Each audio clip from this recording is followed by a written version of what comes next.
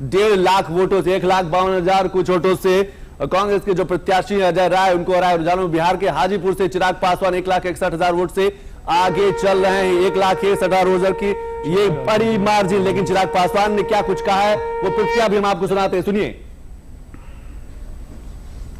मेरे प्रधानमंत्री आदरणीय नरेंद्र मोदी जी को बधाई देता हूं कि एक बार फिर तीसरी बार मेरे प्रधानमंत्री नरेंद्र मोदी जी के नेतृत्व में एनडीए की सरकार बनने जा रही है और ये तीसरा टर्म हमारे प्रधानमंत्री जी के नेतृत्व में यकीनन देश को उस ऊंचाइयों तक लेकर जाएगा हमको लग रहा है सर, जिसका वादा मेरे प्रधानमंत्री जी ने देश से किया है।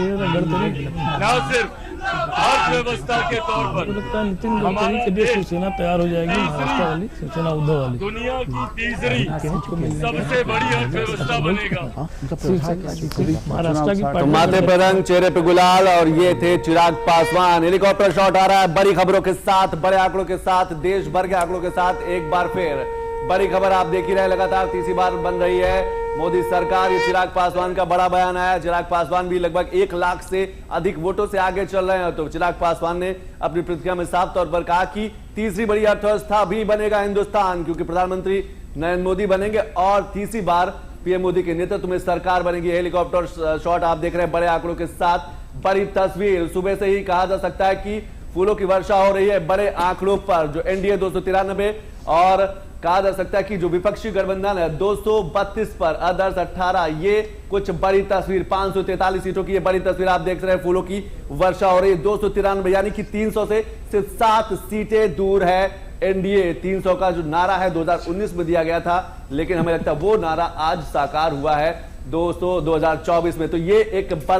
बड़ी तस्वीर, बड़ा लक्ष्य। हमारे साथ लगातार पैनल बना हुआ है और अलग अलग मुद्दों पर विश्लेषण कर रहे हैं, क्योंकि ये 2024 का जो चुनाव रहा है वो मंगलसूत्र की बात हुई है, विरासत टैक्स की बात हुई है, सैम पित्रोदा की बात हुई है, मणिशंकर अय्यर ने किस तरीके से, और एक और बड़ी खबर मणिशंकर अय्यर की पाकिस्तान वाले मुद्दों के पर हम बात करेंगे।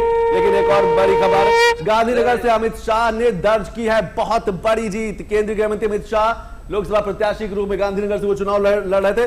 7,44,716 वोट से जीत दर्ज की है। बीजेपी के अब तक 3 बड़े नेता कहा जा सकता है कि रिकॉर्ड मतों से जीते हैं। गांधीनगर से अमित शाह 7 लाख से ज्यादा, पूर्व मुख्यमंत्री मध्य प्रदेश की बात करें 8 लाख से ज्यादा, एक और जो बीजेपी के प्रत्याशी रहे उन्होंने 10 लाख से ज्यादा वोटों से जीत दर्ज की है। तो गांधीनगर से अमित शाह ने 7,44,716 वोट से जीत दर्ज की। और गांधीनगर वैसे भी भारतीय जनता पार्टी का बड़ा गढ़ माना जाता रहा है। लाल कृष्ण आडवाणी यहां से चुनाव लड़ा करते थे। तो ये एक 3 बड़ी ब्रेकिंग आपके सामने, क्योंकि अब समय ऐसी ही खबरों का है, बम्पर कहा जा सकता है। खबरों की अब बारिश होने वाली है, क्योंकि देश भर के 543 सीटों का रिजल्ट अब धीरे धीरे, जो रुझान थे, जो आंकड़े थे, अब